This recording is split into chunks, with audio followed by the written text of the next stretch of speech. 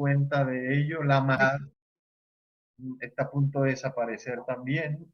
El pecado, de la misma manera que es nuestro tema, el pecado. Entonces vamos a leer con todo esto de por medio, vamos a leer desde el versículo 1 de 19:1 y lo vamos a leer hasta el versículo 10. Después leemos lo del jinete del caballo blanco, que ya ustedes saben quién es ese jinete, el campeón, el ganador, el que nunca pierde, el rey de reyes, el señor de los señores, el siempre victorioso, el juez, el abogado, el milagroso, el vencedor, ¿qué más, hermano? Se me ocurren tantos nombres que no sé cuál decir. Pero dice el Señor así en el capítulo 19, alabanzas en el cielo. Ya están tratando de colocarlo, 19:1.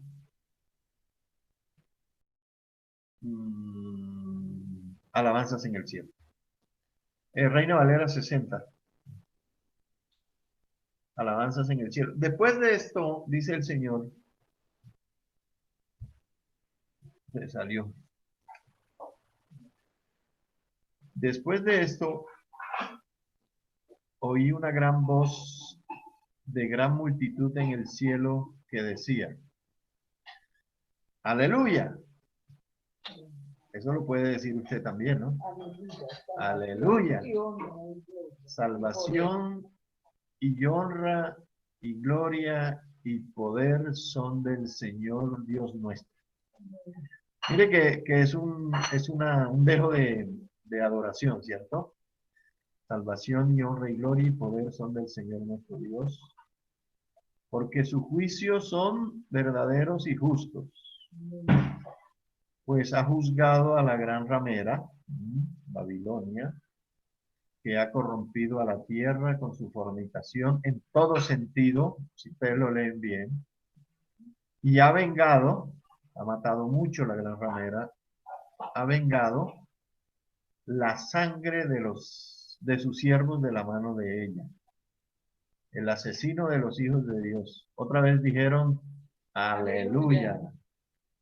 Y el humo de ella, de Babilonia, sube por los siglos de los siglos. Esta connotación de eternidad, dando a entender que cuando el Señor la juzga al mundo y a sus habitantes, van a estar en el infierno por los siglos de los siglos, hermano. Ahí el purgatorio no entra.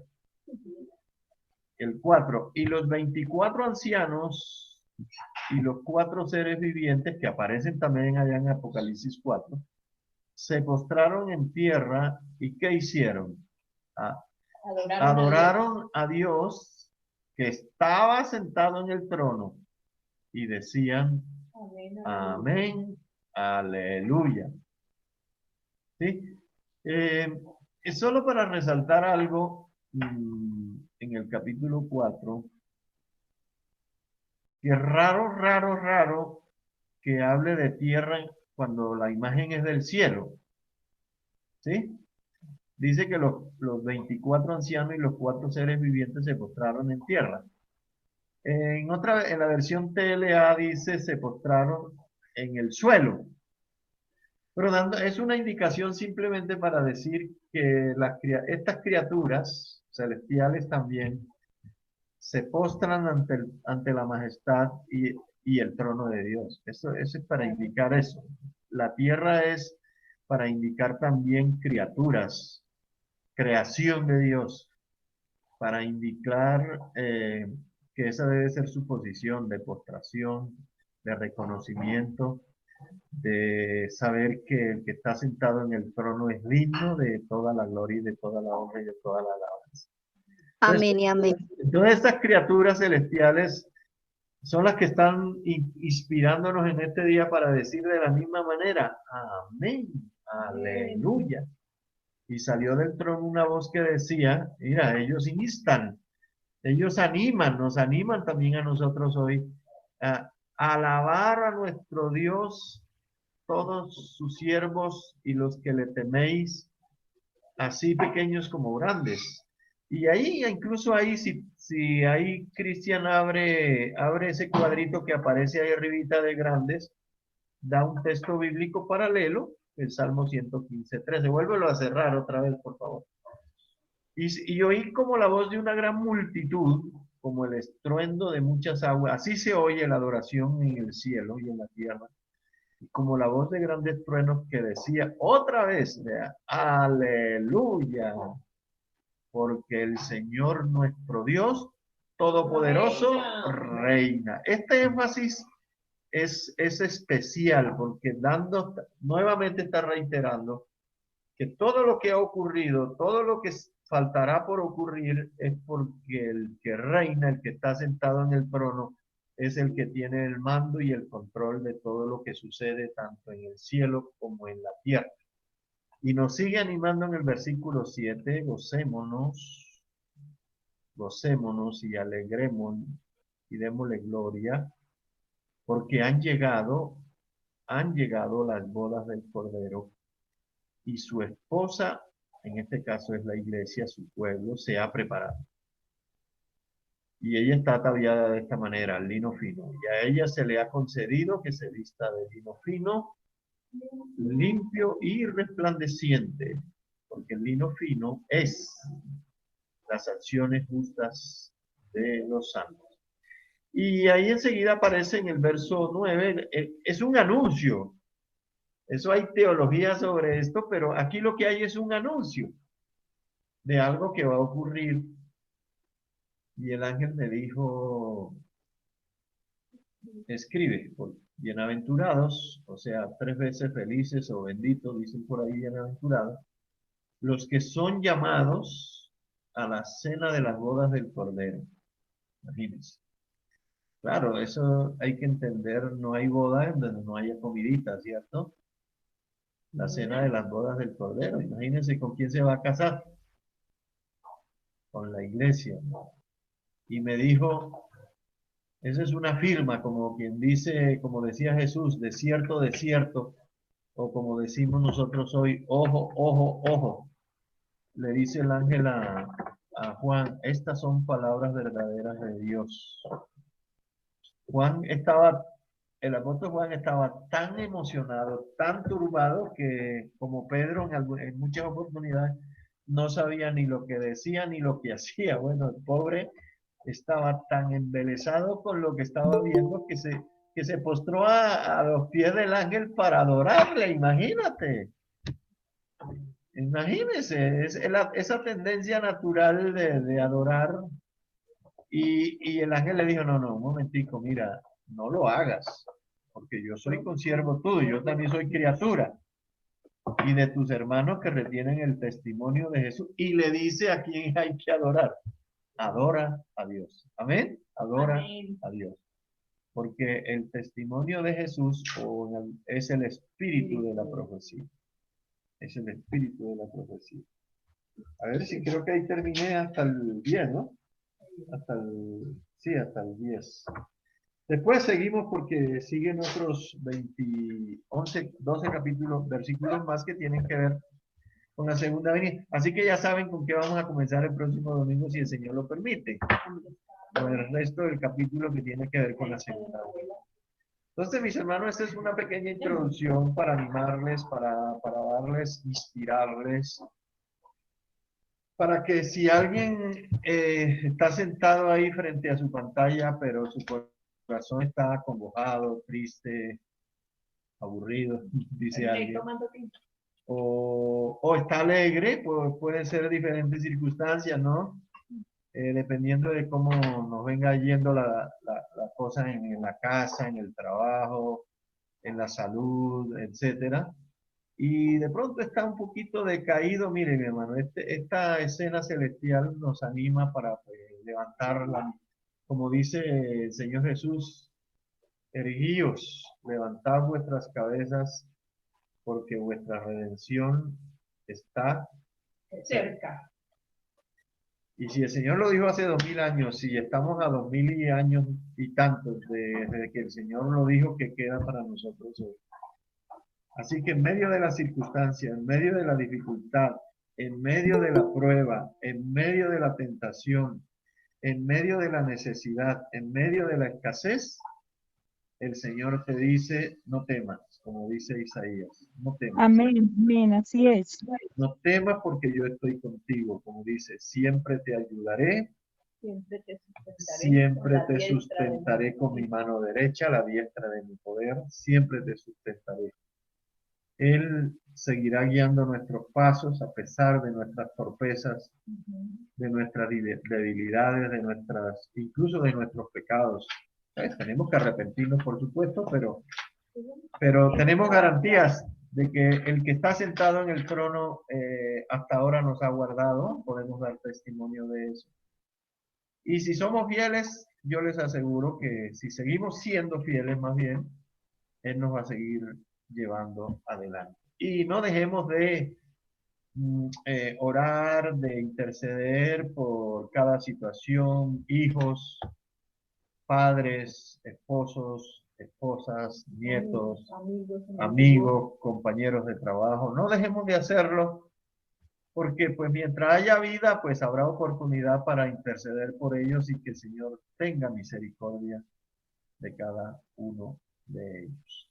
Así que con estas palabras Amén. de ánimo quiero introducir este tema que hemos estado estudiando. No nos olvidemos de la gracia, ni nos olvidemos tampoco de este maravilloso tema que también nos compartió Cristian y Martín sobre la gracia y sobre el amor de Dios.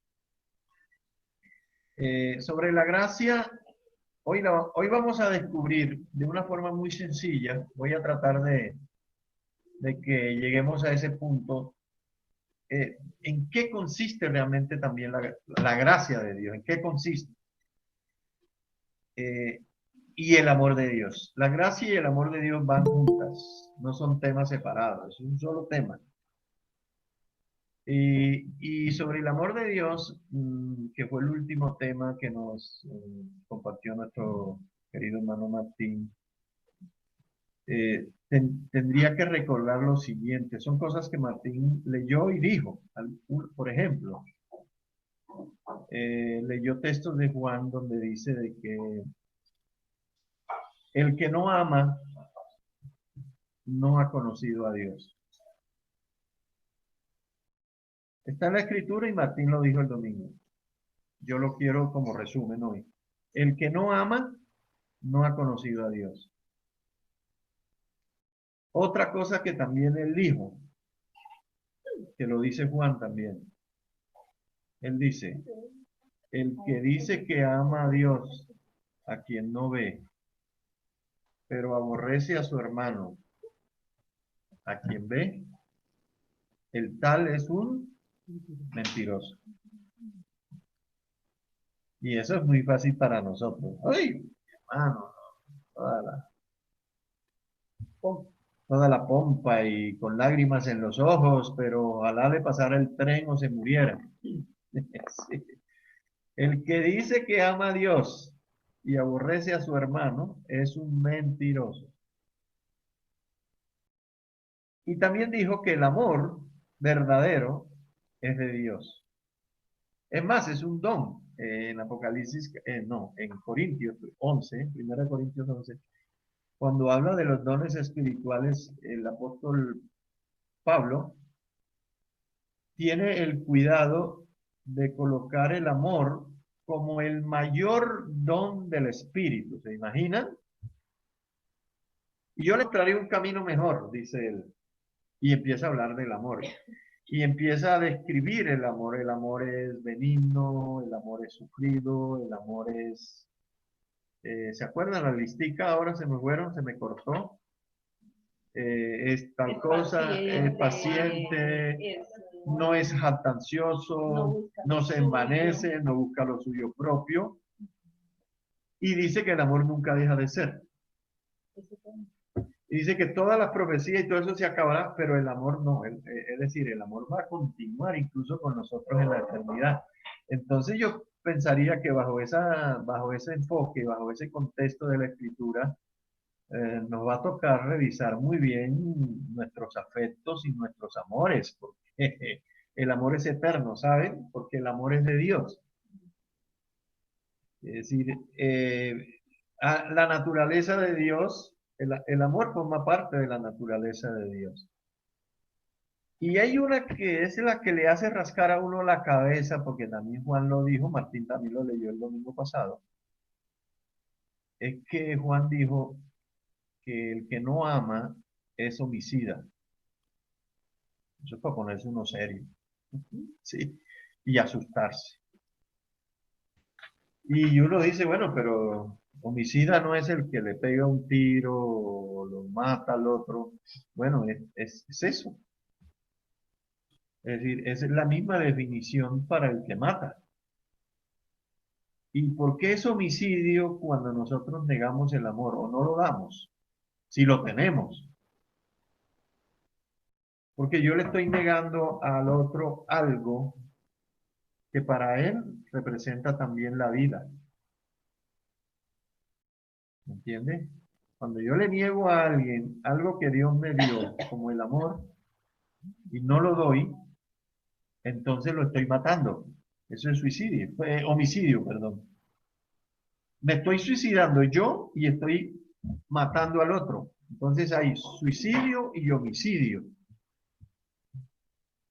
Entonces fíjense ustedes lo importante de este tema tan del amor, que el apóstol Juan se atreve a expresarse de esa manera tan fuerte como para indicar que el amor es uno de los elementos recontra necesarios en el marco del pueblo de Dios.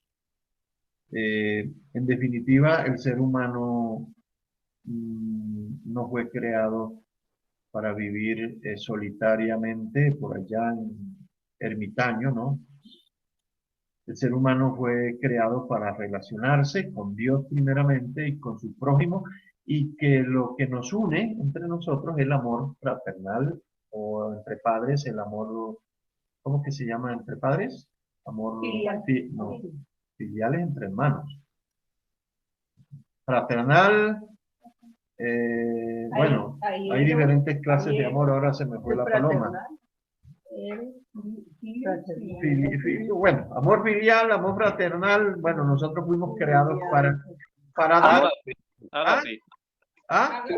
Bueno, la clase de amor, claro, el amor ágape. Un amor que ese amor ágape es el que nos permite amar como ama Dios. Porque hoy en día se habla mucho de amor, ¿cierto? Demasiado, es una de las palabras que más existe en el lenguaje y sin embargo es lo que más escasea y lo que menos se da. Y se va más por el lado del amor eros o erótico, se habla más de esa clase de amor. Pero bueno, en definitiva, pues, conclusión para el resumen de lo que Martín nos compartió el domingo pasado y sobre lo que nos compartió Cristian el domingo antepasado, sobre la gracia y sobre el amor. Hermano, hay que procurar que ese vínculo que nos une sea cada vez más fuerte. Yo diría que esto que ha venido pasando últimamente de la famosa pandemia, dice aquí Marta Elena Chica Tobón, que citó a Juan, el que no ama no ha conocido a Dios, porque el amor es de Dios, creo. Sí, porque Dios es amor, primera de Juan 4:8. Entonces, se me fue la pandemia. La pandemia en realidad es un atentado en contra del amor. En ese sentido, pues, se podría decir que Satanás la ha venido usando para desnaturalizar nuestras relaciones, porque lo normal es lo que uno nos encontramos, nos reunimos, nos abrazamos, nos peleamos a veces, o muchas veces para algunos. Hay algunos que son más, las veces que van es a luchar que a amar. Y eso es lo normal, el amor fraternal es así. Virtual, pues también se puede, pero no es lo mismo.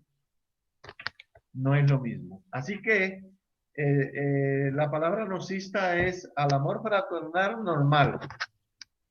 vernos, abrazarnos, olernos, decirnos las cosas, hablar, como dice la palabra, el apóstol Pablo habla de hablar verdad. Juan también lo dice Pedro, pero Pablo sí lo dice claramente, hablad verdad cada uno con su prójimo, porque a veces no le decimos la verdad a alguien porque se ofende, no estamos amando. Cuando usamos las lisonjas, encubrimos en vez de decir la verdad para que el otro se dé cuenta de si es que la ha cometido, de su falta o pecado.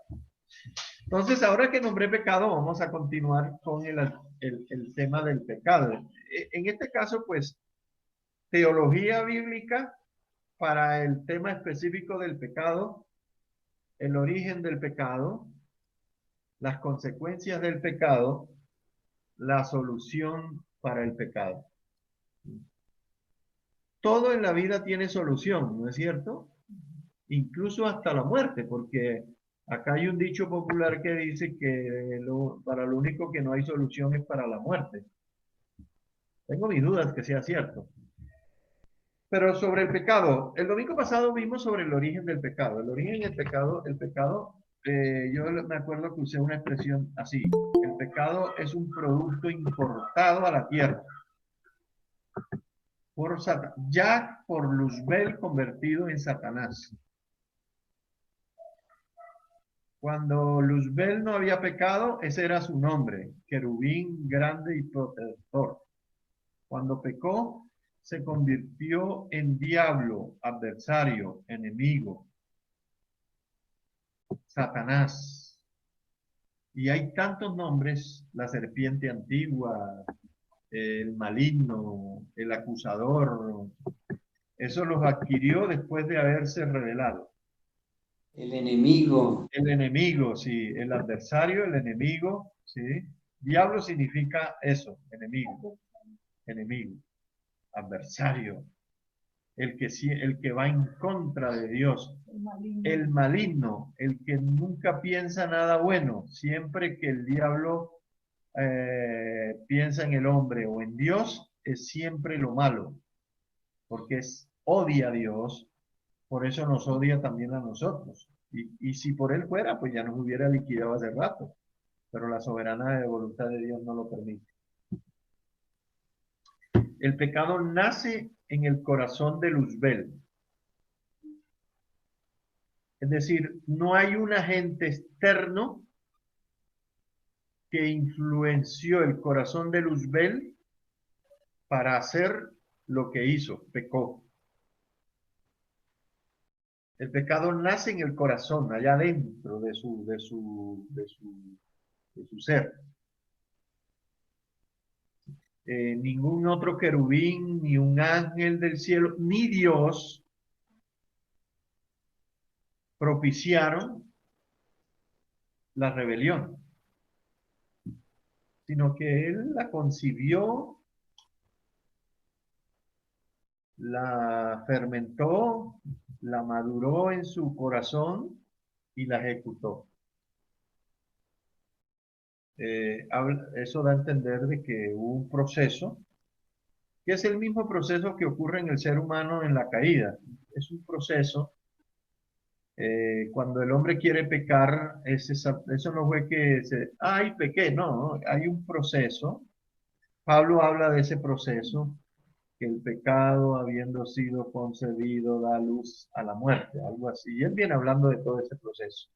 Un pensamiento, una idea, que es una oportunidad, da origen al pecado. Entonces el pecado nace en el corazón de Luzbel, se revela contra Dios con la pretensión aquí las escribí, de acuerdo a lo que leímos el domingo pasado en Ezequiel 28, 12 al 17, no lo vamos a leer hoy, ni tampoco Isaías 14 del 12 al 14. Entonces, este resumen que yo saco de estos dos textos, aquí está tipificado cómo ocurrió el asunto del pecado, cómo nació el pecado. Entonces, Luzbel pretendió así: subiré al cielo Él estaba en el cielo, pero quería un lugar más prominente, más alto.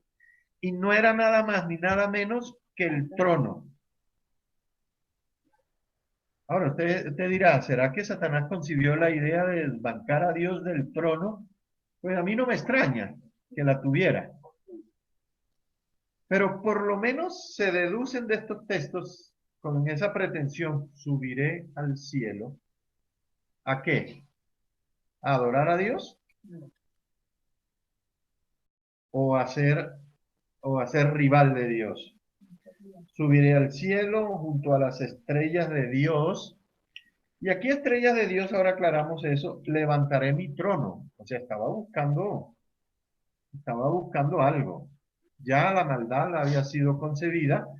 Él observaba cada día de que tanto él como los demás, todos los días, día y noche, desde que fueron creados, su único oficio era lo que leímos en Apocalipsis hoy al principio, era inclinar su rostro al piso, a tierra, y darle gloria, honor, alabanza y adoración al que está sentado en el trono. De allí nació la idea de él de, oiga, yo podría hacer algo para mí también. Mire, tengo seres angelicales a mi cargo, muchos.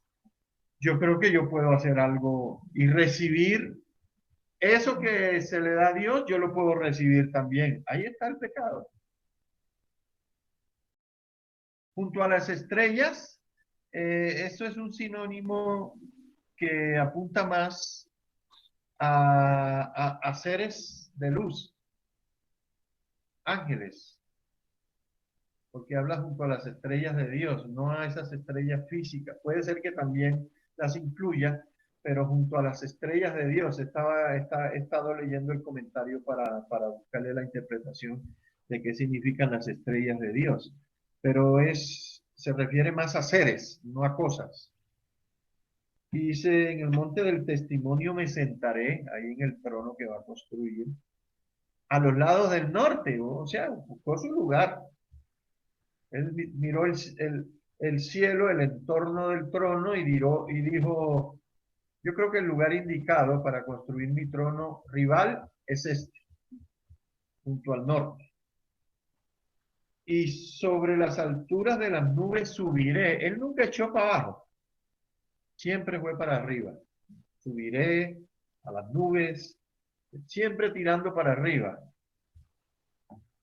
Y en la pretensión ya en su máxima expresión es, seré semejante al Altísimo. Imagínense. Seré semejante al Altísimo. Y esta la escribí como conclusión, recibiré adoración. Ahora, en medio de la estupidez de Satanás y la del hombre también, ahora que vamos a hablar del pecado del hombre, es bueno que nos demos cuenta de que hasta Satanás mismo, a pesar de su locura y de su estupidez, él sabía que nunca podía ser igual a Dios. Pero su engaño y su mentira sí lo llevaron a pensar que se podría ser semejante, es decir, parecido. Ese era su plan. No, yo no voy a ser como Dios, pero igual si me dan adoración, bueno, seré semejante. Así sea un Dios más chiquito. Te digo, estúpido, pero fue lo que hizo. Por eso pecó. ¿Mm? Entonces, esa ambición desmedida, que también ocurre en el corazón del hombre, esa ambición desmedida, esa oposición, es lo que Dios llama pecado.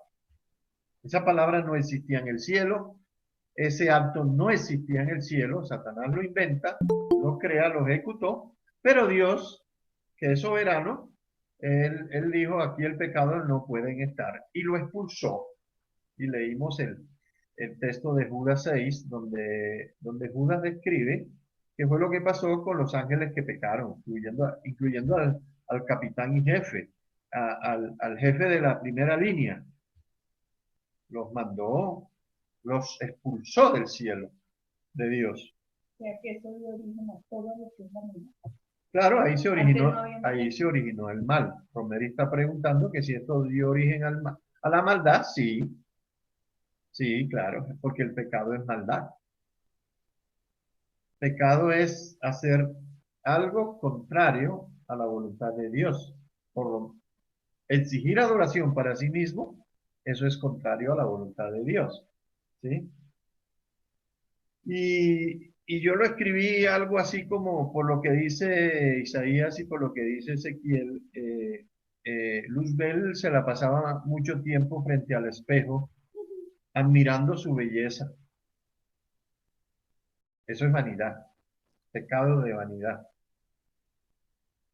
Y porque es que Isaías lo dice, Isaías y Ezequiel lo dan a entender, dice que fue engañado por su belleza, que la versión TLA dice tu orgullo y tu hermosura te hicieron perder la cabeza, tu orgullo y tu hermosura. Porque es que Dios no crea cosas feas. No sé si lo saben. No sé si lo sabían. Tampoco crea mujeres feas, ni hombres feos, ni cosas feas. Eso no lo crea Dios.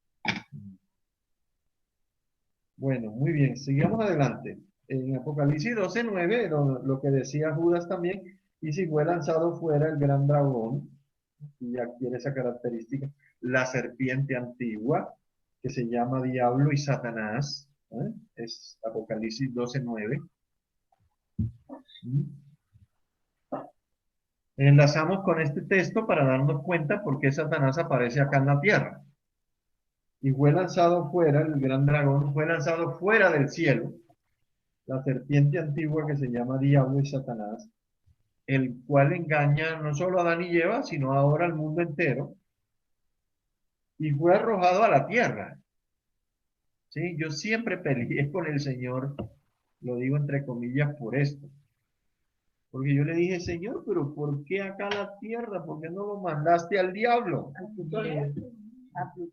Sí, sí. Hubiera mandado al diablo, hermano, a otro lado, allá, qué sé yo, al sol, que se quemara en el sol, o a Júpiter, allá deshabitado, donde no puede haber hombres, nada, o a otra galaxia, o ¿por qué acá, Señor?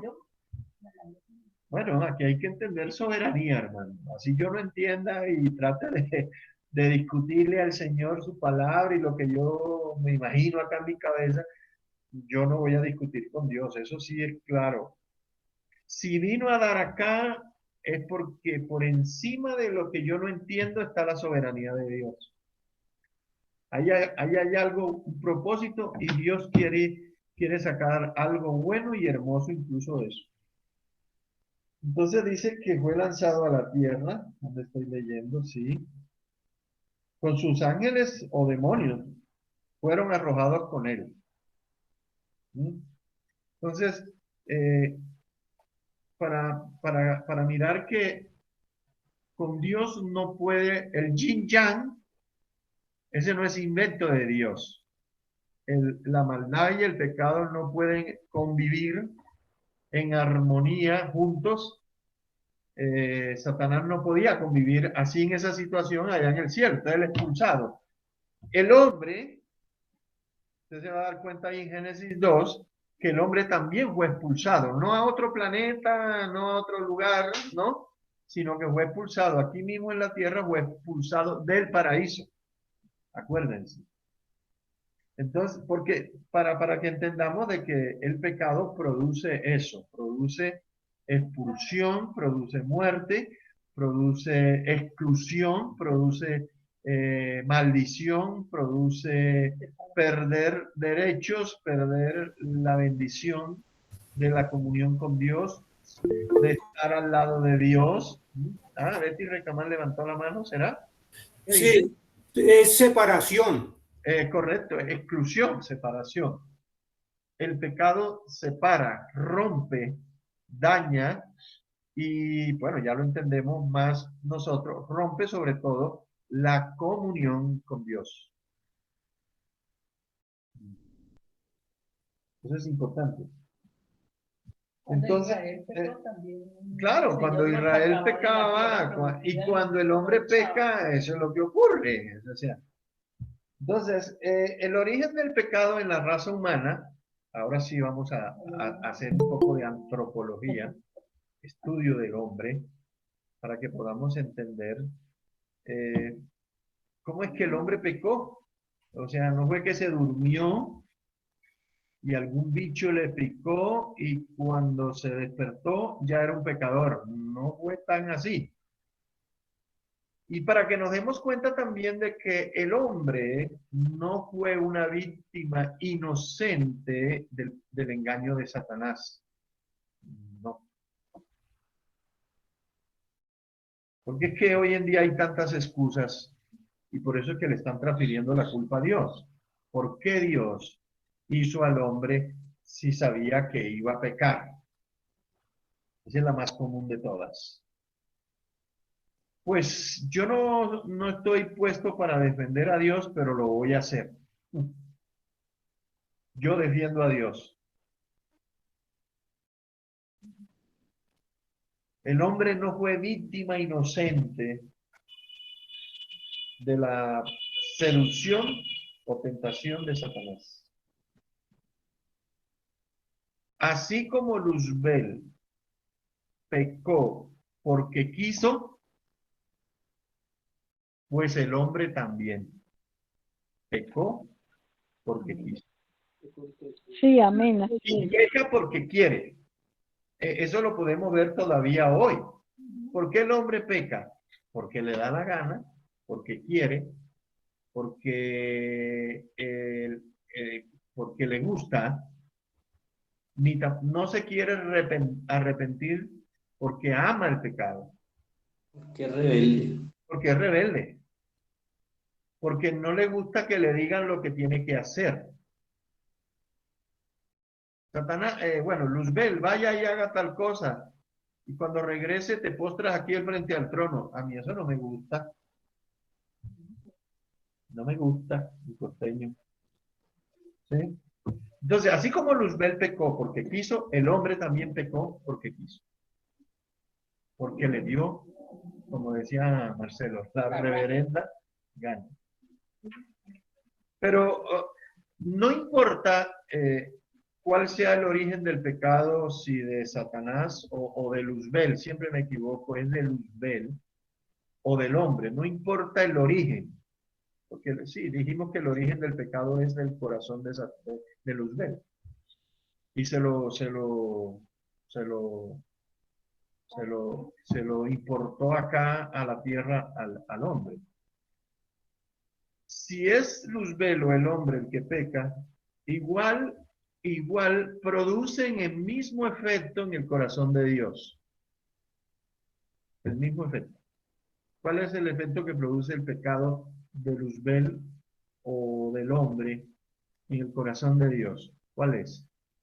Ustedes lo saben. Repudio, hay varios términos sinónimos, repudio, desagrado, juicio y condenación. Y lo que acotaba por ahí Orlando y lo que yo dije, exclusión, expulsión, desheredados.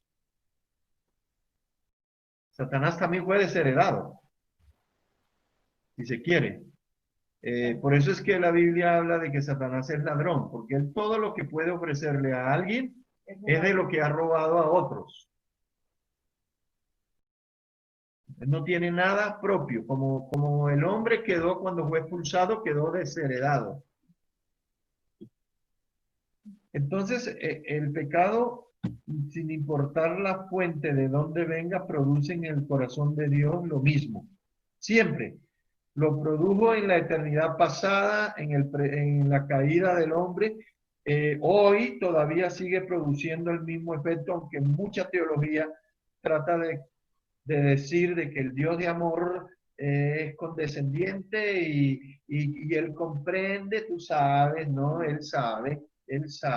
No, eso es justificar el pecado. Pero en el corazón de Dios, el Dios Santo, siempre adversión, repudio, odio, condenación, juicio. Eso es lo que produce en el corazón de Dios.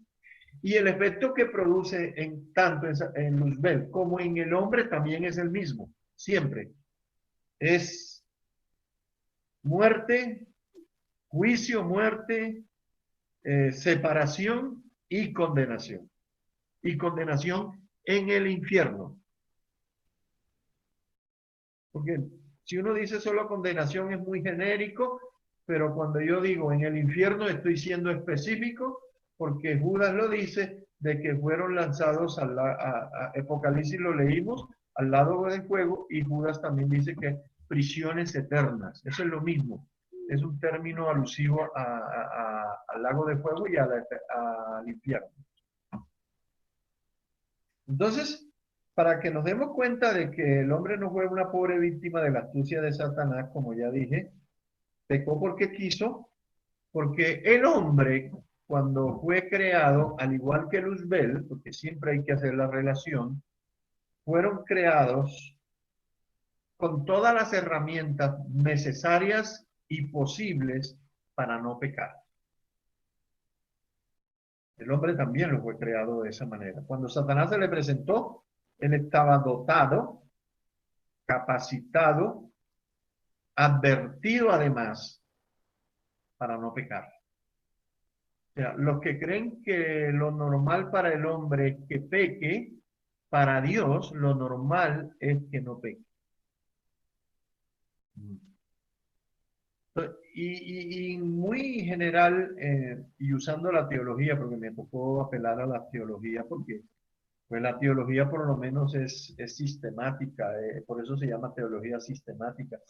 Toma los temas y las diferentes posibilidades a la revelación bíblica.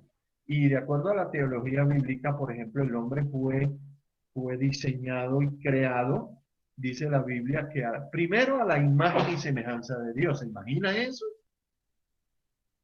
Fue creado primero a imagen y semejanza de Dios. Eso en hebreo hay dos términos, uno es Shelem con una T, Shelem Elohim, y en griego Eikon Tou Teu, en latín imago, dando a entender imagen, imago, imagen, en castellano, imagen de Dios. Ahora, esa imagen de Dios hay que entenderla, no es física. Bueno, cuando ya ahora tenemos a Cristo, pues tenemos ya como una imagen ya de Dios, ahora sí física. Cristo es nuestro reflejo de Dios, o la imagen de Dios. No, Cristo no es imagen de Dios. Nosotros somos la imagen de Dios. No me quiero confundir en eso. Es creado a la imagen y semejanza de Dios. El hombre es creado con un propósito y específico de Dios, no pecar. Fue creado con un propósito claro y específico, pero no pecar. Dios no lo creó para que pecara. El hombre es creado con cualidades especiales que lo diferenciaban del resto de la creación. El mayor daño de la imagen de Dios en el hombre es la teoría de la evolución. Ese es el invento satánico para animalizar al hombre y ponerlo incluso por debajo de los animales.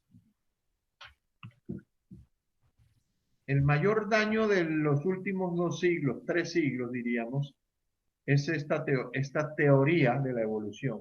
Siempre teoría es algo que no se ha podido comprobar y todavía al día de hoy el hombre no ha podido comprobar ni lo va a poder hacer de que el hombre estaba o desciende del mono.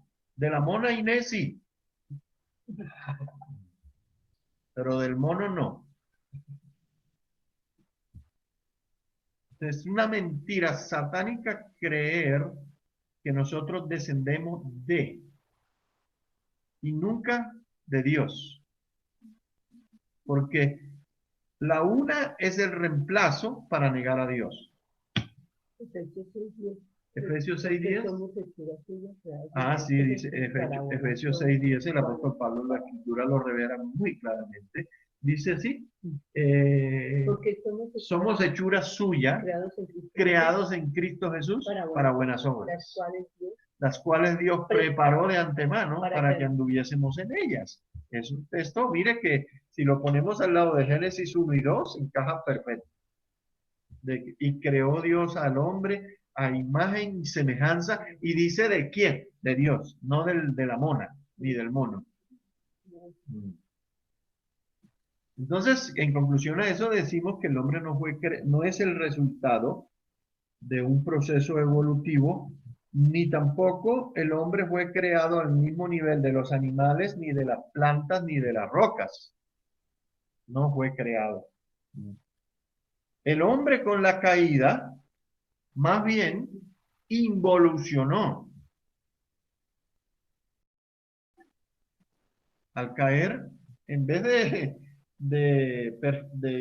crecer en esa imagen, de parecerse, quiero decir, más a Cristo, involucionó. Y por eso es que ahora se parece a los animales. ¿Mm? Porque el animal, perdón, el hombre al pecar se animalizó, involucionó. O sea, ahora tiene menos de lo que tenía cuando fue creado, porque perdió. Y aún así, mire, hermano, la teología también lo revela, me gustó el detalle. Dice la teología bíblica de que el hombre hoy todavía tiene tanto de la imagen de Dios que uno podría preguntarse y no entiende el por qué no se acerca a Dios. Porque aún habiendo pecado, el hombre todavía conserva tanto de la imagen de Dios que puede restaurar. Y teniendo la obra de Cristo de por medio, puede volver a su estado original de perfección, de santidad y de comunión con el Padre. Eso es lo que ha logrado la cruz de Cristo. Esa es la gracia. Ese es el amor de Dios. Entonces, fíjense que aquí podemos inmediatamente, esa es la gracia de Dios. El hombre con la caída involucionó, descendió y se embruteció. El hombre ahora no es más inteligente que antes. El hombre tenía y tiene la capacidad de tener comunión con Dios y con sus semejantes. Es lo del amor, lo que vimos al principio. El hombre tenía el conocimiento suficiente de la persona de Dios para no pecar.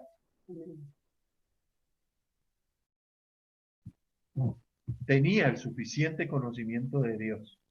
O sea, lo que sabía y conocía de Dios era suficiente para él para decir no, no a la droga, que se llama pecado. Este puntico que voy a tocar es vital en la teología bíblica que consulto. Dice, Dios, textualmente, Dios esperaba que el hombre le obedeciera por amor y gratitud y no por obligación. El mandamiento ya nos obliga después de la caída, pero al principio, antes de la caída del hombre, ¿qué esperaba Dios de él? Que lo amara a Dios por gratitud, no tanto por lo que había hecho de él, sino en dónde lo había puesto, en el huerto del Edén, donde estaba todo lo que el hombre necesitaba. Ya el hombre no necesitaba ni plata en el huerto.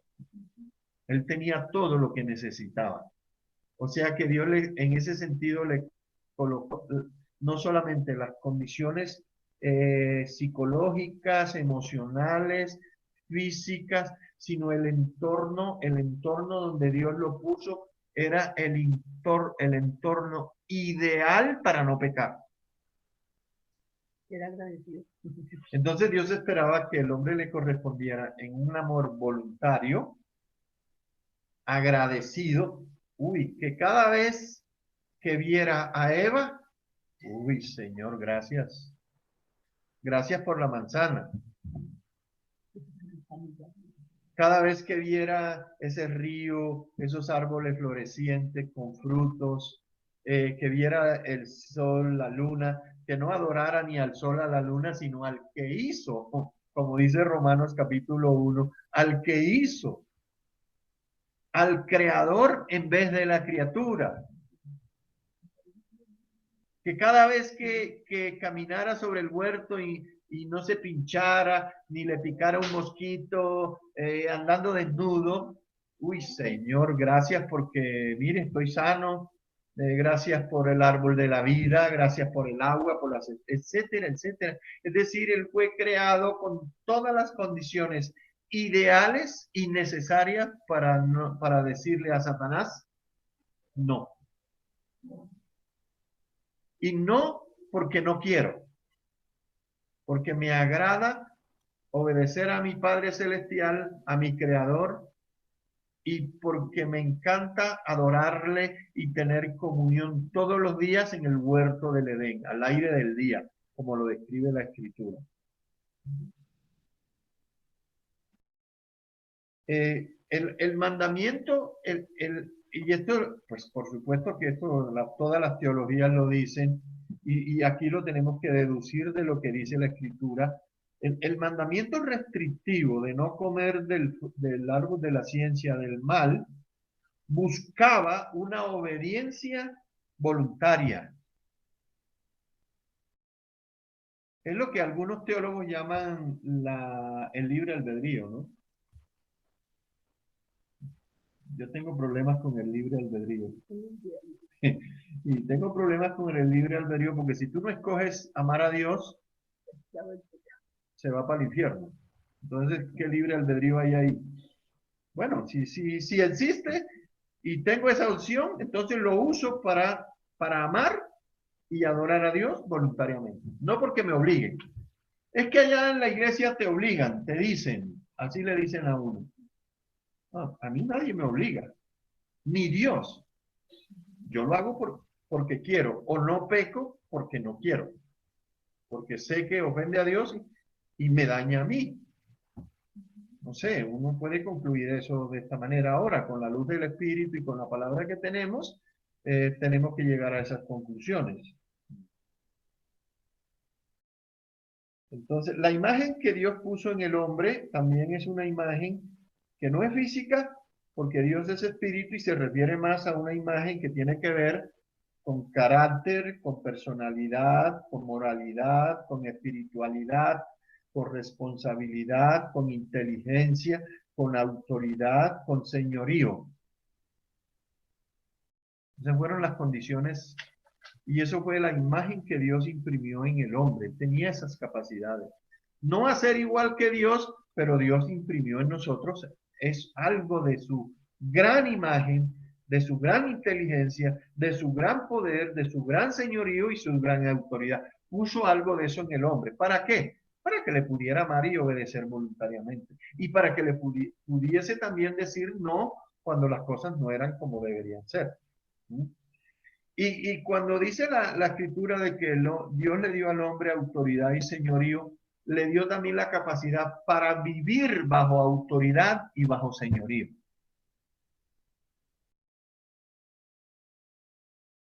Como nosotros hoy podemos sencillamente vivir siendo guiados por el Espíritu Santo y bajo autoridad. No llaneros solitarios como pretenden muchos en la iglesia del Señor, vivir como llaneros solitarios y que no le digan lo que tienen que hacer. Eso es una cosa que nosotros en esta posición que tenemos sufrimos mucho con los hermanos. Usted no me venga a decir a mí lo que tengo que hacer. Pues hermano, usted es un rebelde, usted ni se ha arrepentido, o yo. Tiene que arrepentirse porque el discípulo de Cristo hoy es aquel que vive y hace lo que su Señor manda. Y hay autoridades. Esos que se viven quejándose a toda hora contra el gobierno, contra el Estado, están evidenciando su estado de rebeldía en el corazón, que no les cuesta reconocer autoridad en otros y que esas autoridades hay que honrarlas y hay que respetarlas porque eso es lo que la Escritura manda. Pero no, viven quejándose a toda hora. Bueno, también se quejarán de la autoridad de Dios, que fue el que las impuso. Dice el apóstol Pablo, porque y Pedro también lo dice, porque toda autoridad ha sido puesta por Dios. ¿Y autoridad para qué? Para obedecerla, hermano. Así no me guste. Porque fueron puestas, permitidas por Dios. Porque el que resiste a la autoridad, dice el apóstol, a Dios resiste. Entonces, ¿qué hacemos?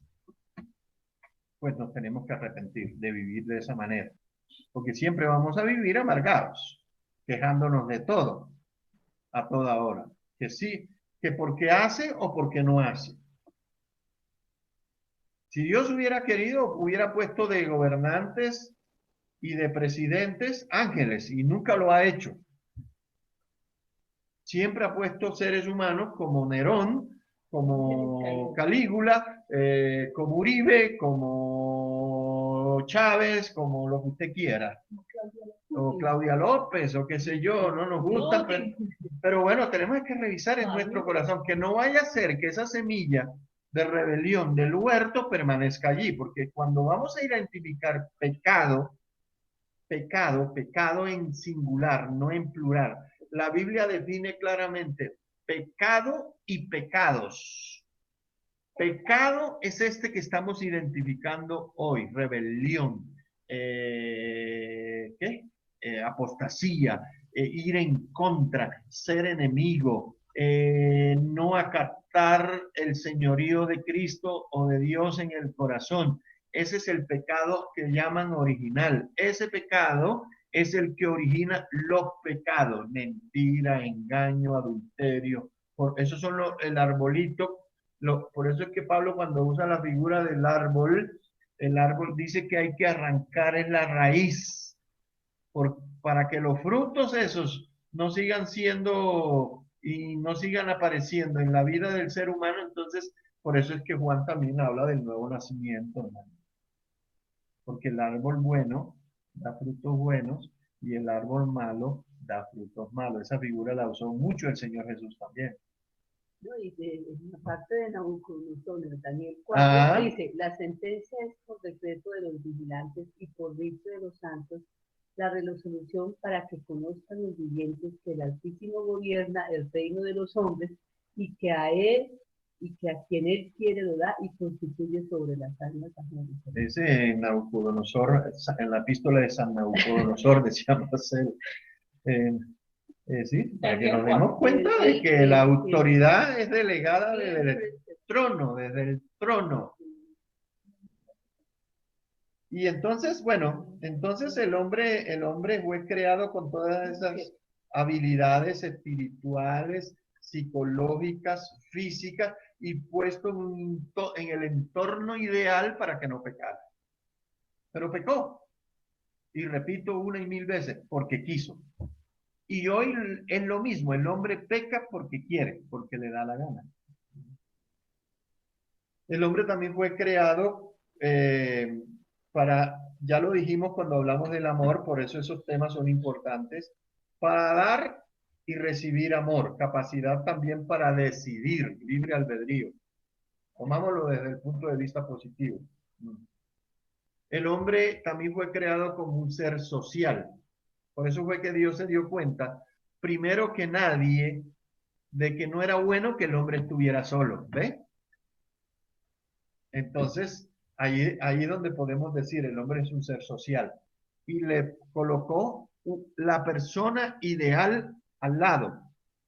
Lo llamó ayuda idónea, no el estorbo, no la maldición, no el fruto prohibido, no. Eso, hermano, esos son dichos salidos del infierno. De que la mujer, mejor dicho, al que se casa le cayó la plaga, la podredumbre. No. Dios siempre bendice, Dios siempre da lo mejor, Dios siempre da bendición y propósito, con propósito. Él tiene un propósito concebido desde la eternidad para crear al hombre, tener una familia de hijos semejantes a Jesús, punto. O nos acomodamos a ese propósito de Dios, o descubrimos cuál es el propósito de Dios Y en eso consiste en descubrir qué es lo que Dios tiene para mí todavía hoy. Al estar vivo aquí en la tierra, al tener un hogar, al nacer dentro de un lugar, al casarme, al tener una familia. Si no descubrimos cuál es el propósito de Dios para eso, pues vamos a estar entonces alineados con la corriente del mundo, que estamos aquí incluso por casualidad. Sí, eso fue un accidente de papá o de mamá, dicen algunos. ¿Cuál accidente, mi hermano? Propósito, propósito, propósito, propósito, fin. Algo planeado, algo ideal. Por eso es que Pablo en Colosenses muchas veces, y no solo en Colosenses, sino en las otras, y Dios nos predestinó, y Dios nos escogió desde antes de la fundación del mundo para que fuésemos santos, escogidos para Dios, para adorar a Dios. Como dice Isaías, este pueblo he creado para mí, mis alabanzas publicará. Ahí está, para que fuimos creados. Para ser hijos, adoptados. Después de la caída, es para ser adoptados. Para volver al redil. Para volver al paraíso. Para ser hijos semejantes a Jesús. Imagínense. Si no hay algo sublime y grande allí.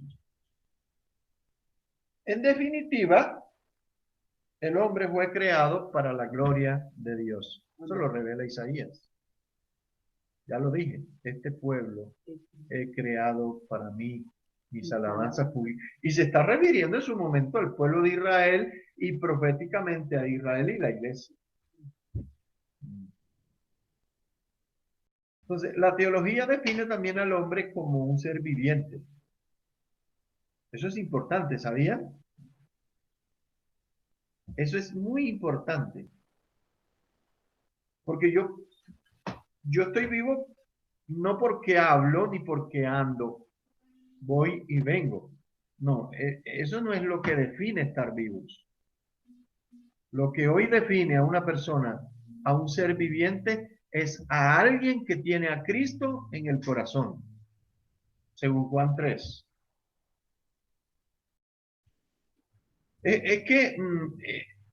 Bueno, eso hay que analizarlo ya, hacer el estudio teológico bien del capítulo 3 de Génesis. Dios le dijo el mandamiento restrictivo, el único que había en el huerto.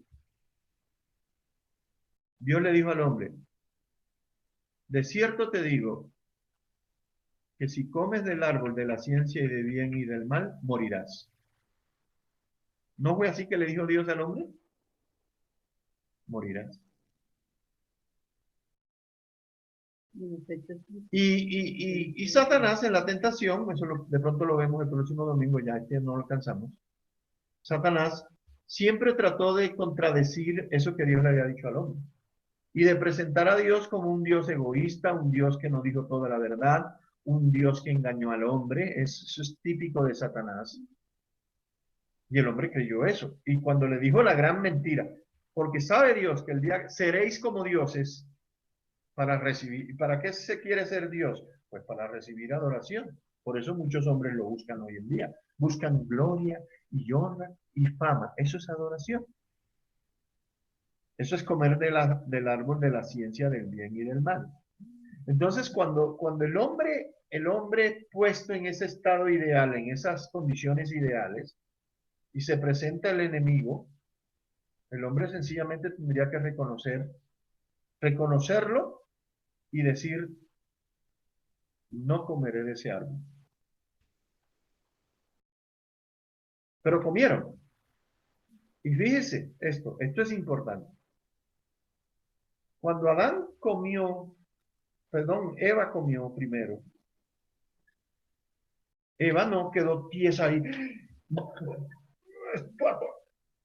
Ella al comer no se murió. Fíjense que no se envenenó ni quedó tiesa. Ella en ese momento empezó a brincar, eso me lo imagino yo, ¿no? Empezó a brincar ahí en el huerto, a darle la razón a Satanás. Si ves, Dios nos dijo mentira, porque Él dijo que si comíamos no moriríamos. Mira, comí y no me morí. Ah, como dice Emilia. Ah, ¿sí ve? ¿Sí ve? Entonces, Eva no murió ni Adán tampoco murieron. Adán tampoco comió. Y Dios ve. Además que ellos no sabían en ese momento en qué consistía la muerte, porque no había ningún antecedente humano. Allá en el cielo sí había uno ya. O sea que el hombre sí sabía. Era algo más espiritual, que se iba a traducir también en unas consecuencias físicas, espirituales, psicológicas. Y aún ahí la Biblia registra que Adán y Eva, sobre todo de Eva, nunca se sabe cuándo murió. Pero se dice de que Adán murió de 959 años, creo, 60 y pico, y que Matusalén fue el que más duró. Entonces, el hombre, cuando pecó, todas esas grandes habilidades que Dios le había dado, como que se, ¿cómo que se dice la palabra? Se frustraron, no, pero hay una palabra. Se atrofiaron, diríamos. Se atrofiaron. Y comenzó eso que esa palabra que yo mencioné, empezó a involucionar. En vez de ir hacia arriba, empezó a embrutecerse. ¿Sí? Como dice Efesios, sí. Efesios 6, 2:1. La paga del pecado es muerte. Sí, la paga del pecado. Bueno, y Romanos 3:23 y 6:23. Porque la paga del pecado es muerte. Y os dio vida a vosotros cuando estabais muertos. Sí, y Pablo dice también que Cristo nos dio vida cuando estábamos muertos. Entonces hay que entender esta muerte, es que es más que todo espiritual, porque al haber desconexión del trono de Dios y ser expulsados del huerto y el árbol de la vida allá, que es Cristo, al no tener acceso a Él, entonces ahí la persona está muerta. Y muerta espiritualmente hablando. Dice que el Dios de este siglo cegó el entendimiento, de que estábamos muertos en delitos y pecados, etcétera, etcétera, etcétera. El hombre murió, efectivamente. Sí murió. Aunque brincara de alegría Adán y Eva ahí en el huerto de que Dios los había engañado. Eso fue como consecuencia de haber comido, de haber desobedecido. Entonces el pecado es eso. Ahí nace el pecado en el ser humano. De pretender, es decir, el hombre cayó por la misma pretensión que tuvo Satanás en el huerto. Es que en cuanto al tamaño y a la calidad del pecado en el huerto, y la calidad y el tamaño del pecado en el cielo es el mismo. Y aquí es donde aparece la gracia de Dios, el amor de Dios. Es decir, el hombre come es decir, decide desobedecer más a Dios, como Satanás, como Luzbel. Y en ese momento, así como Luzbel fue arrojado, y como dice Judas 6, que fue lanzado a prisiones eternas, en el momento en que el hombre probó el fruto prohibido, Dios hubiera hecho exactamente lo mismo con Satanás, porque el pecado es el mismo. Entonces Dios, la expresión esta la hago yo. Yo pude haber quedado así y dicho, listo, se me van todos para el infierno. Pregunto, ¿estaba Dios en su derecho de hacerlo de esa manera? ¿Sí o no? ¿Sí? ¿Sabe por qué no lo hizo? Por amor. ¿Y sabe lo que es la gracia de Dios? Eso. Esa es la gracia de Dios. Porque estábamos fritos, hermanos, listos. Y la única diferencia también por la cual la gracia de Dios nos alcanzó es porque el pecado en el hombre no nació del hombre. O sea, Satanás allá lo concibió, por eso hablamos del origen. Allá en su corazón, él no fue engañado por nadie, nosotros sí. Esa es la gabelita que nos permite a nosotros hoy ser objeto del amor y de la gracia de Dios. Esa es la explicación del Calvario, de la cruz, de Cristo muriendo en la cruz. Cosa que Dios nunca hará, ni por Luzbel, ni por ninguno de los ángeles que cayeron con él. Gracia de Dios. Entonces, la teología define al hombre como un ser viviente por el soplo divino, neuma, nepes o suche, no suchi, en griego. En griego es suchi, en hebreo es neuma, espíritu. El hombre es un ser viviente. No es autocreado ni autosuficiente, no, es creado por Dios para gloria y honra de su nombre.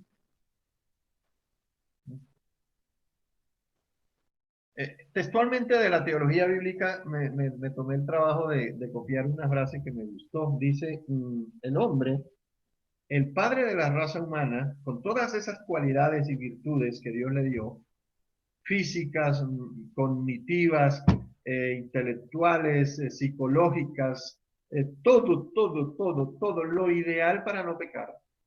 Pero la teología bíblica dice así, dice, el padre de la raza humana, abro comillas, el hombre, no era un adolescente desarrollado para justificar el pecado tampoco. El hombre era el científico residente en el Edén. Me gustó, ¿no? ¿Por qué? Pues entre otras cosas, pues ahí cuando uno lee Génesis 1 y 2, el hombre fue creado para trabajar, para producir, para cuidar y para resguardar. Ahí es donde yo creo que el hombre sabía que sí había un enemigo.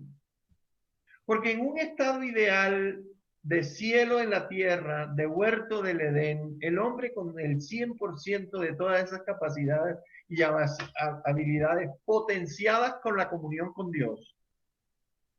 Y el Señor le dice que lo puso en el huerto del Edén para que lo cuidase, lo labrase y lo guardase. Para mí, esa es la expresión que me dice de que Dios lo estaba previniendo de algo. En este caso no de algo, de alguien. Y en este caso se llama Satanás.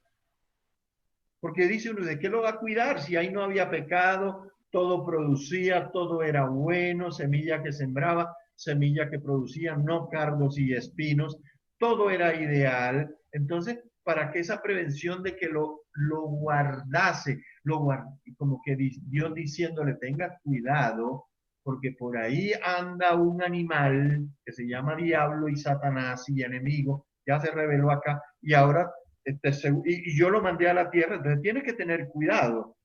¿No creen que Dios no lo iba a advertir al hombre de eso? Esto pues se deduce, y los teólogos también coinciden, no siendo yo uno de los tantos, sino uno que lee de los teólogos para tratar de entender la condición del ser humano en estado de perfección y de santidad para no pecar. Y dice también la teología bíblica, es decir, esto que voy a mencionar porque aquí la ociosidad no era algo que tampoco se daba en el marco del huerto del Edén, el hombre en sus capacidades plenas. El jardín del Edén no era un lugar de ociosidad.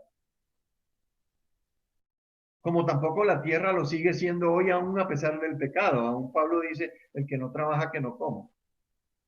Así que para los parásitos sociales, que todos quieren que se los den, que se los regalen, que Maduro se los regale, y lo mismo que acá. Queremos educación gratis, queremos comida gratis, queremos transporte gratis, los de la primera línea, ¿no? Queremos sexo gratis, queremos drogas gratis. La ambulancia para que se los lleve. Hermano, eso es lo típico del infierno, del reino de las tinieblas. Eso no es el reino de Dios.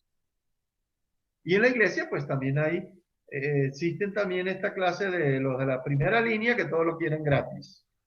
Que interpretan la gracia en eso, que todo tiene que ser gratis. Igual ya Cristo pagó, sí, pero si usted no trabaja, que no coma.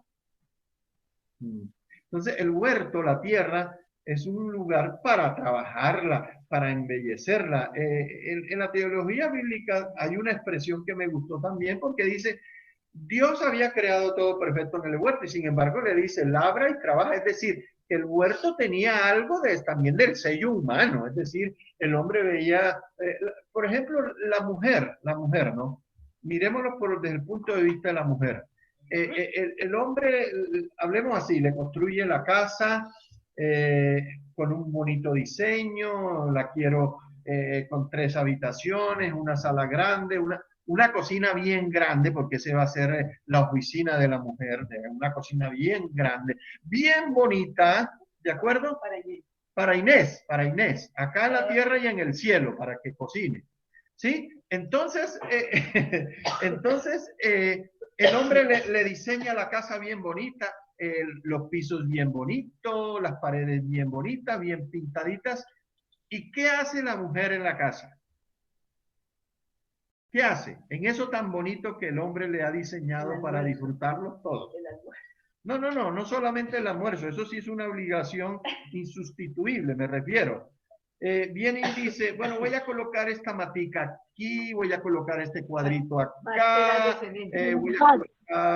voy a colocar una matera de cemento por aquí, una matica de no sé qué, una matica de no sé cuándo, esta la voy a colgar acá, esta lámpara yo la quiero así o asá, yo quiero que me coloques una pinturita más fuerte, como acá en la casa. Yo quiero que me pongas este reloj mantecoso, que yo acá tenemos un reloj mantecoso.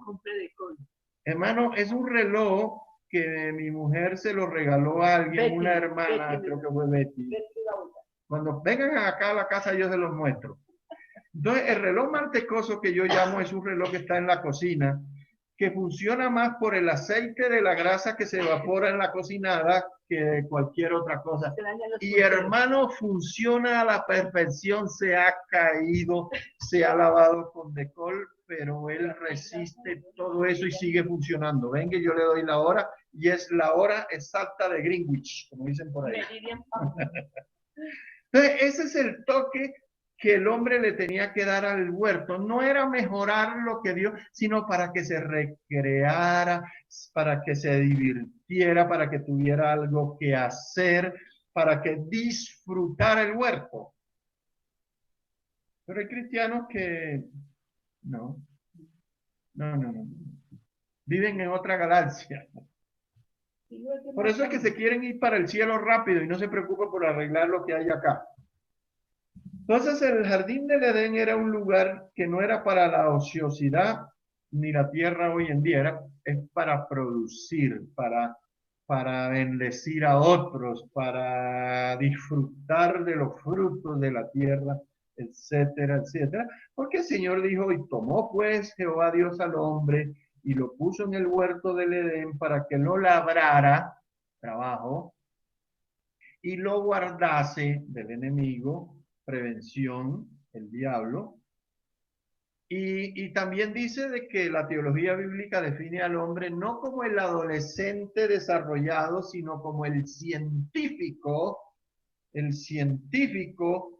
zoólogo, el horticultor, el agrónomo, el químico, el poeta del universo, como los salmos, para que el veterinario, el astrónomo, no astrólogo, el astrónomo, el físico, el químico del huerto. Con todas esas habilidades, Dios lo creó. Para darle propósito, por supuesto. Porque imagínense a Adán rascándose el ombligo allá debajo del palo de manzanas. Aparte de que no tenía ombligo. ¿No lo sabía? No, porque no. El único que nació sin ombligo fue Adán y Eva. Pero no tenía ombligo. Fue la costilla, hermano. No, hermano, reciban revelación. Acá Romeri no sabía que que Adán no tenía ombligo. Yo sí sabía. Eva. Entonces, el hombre era el científico. Era el que iba a darle ese toque humano a lo que Dios había hecho muy bien, pero para que le diera sentido también a su vida. Ahora, esto lo digo por una razón, porque algunos consideran hoy que el trabajo es una maldición. No, el trabajo no es una maldición. El trabajo es una gran bendición. No importa cuál, ni qué, ni la clase de trabajo, porque hoy, pues, el trabajo lo tienen así clasificado como los estratos sociales. Entonces, hay trabajo estrato 6 y acá el estrato 0-1 es denigrante, se cree que el que limpia las alcantarillas, uy, qué trabajo. Yo no lo hago, ese yo no lo hago, hermano, porque a mí no me gusta dañarme el pedicure y la manicure. Hermano, pero si ese no lo hace, a usted la casa le va a oler a feo. ¿Sí o no? Si alguien no limpia la calle, entonces se va a ver fea, como un cartuchito.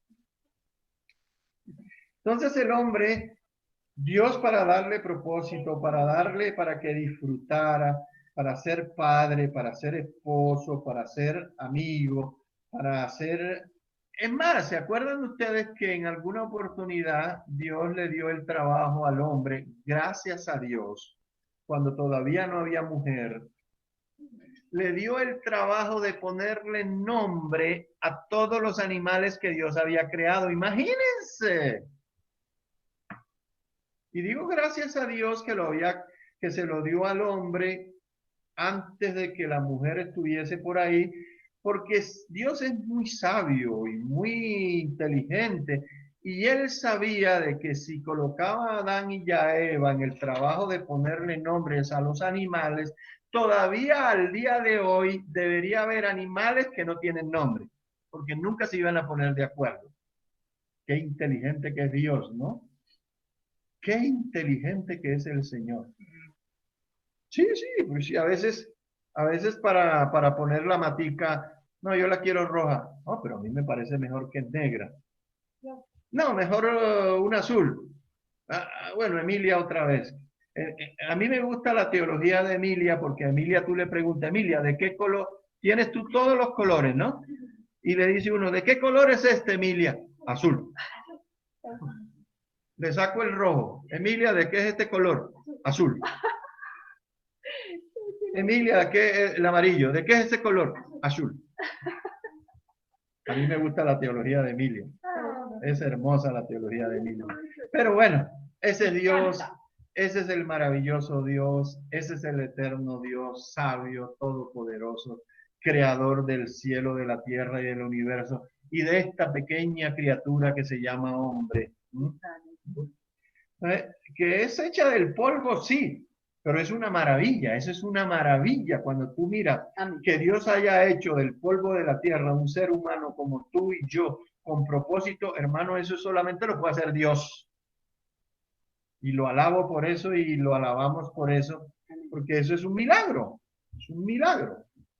Entonces el trabajo se convirtió en fatiga, fue después de la caída, porque el Señor maldijo la tierra, maldijo al hombre y le dijo, polvo eres, al polvo volverás, y de aquí en adelante, sí, vas a tener que seguir trabajando, pero te van a aparecer los cardos y los espinos, así que a desarraigarlos, el trabajo de desarraigarlos. Ese trabajo no existía en el huerto, desarraigar cardos y espinos, pero después del pecado y de haber sido expulsado del huerto, ahí sí aparecieron, y sí aparecieron las venas varices, y sí aparecieron los dolores de cabeza, y sí apareció la muerte, y sí aparecieron las arrugas. Entonces aquí tenemos de que así como en el huerto hubo consecuencias para el pecado, como la hubo también en el cielo, entonces el hombre tiene que asumir su responsabilidad de su pecado acercarse al trono de la gracia para alcanzar oportuno socorro y devolverle a Dios el derecho de gobernar la vida. Hágase tu voluntad en la tierra como en el cielo, y decirle al Señor Jesucristo: te necesito, Señor Jesucristo. Esto es un mensaje evangelístico. Decirle: Señor Jesucristo, yo quiero volver al huerto donde todo era perfecto, y Dios lo hace. El amor y la gracia de Dios. Amén. Amén. Acabé por hoy.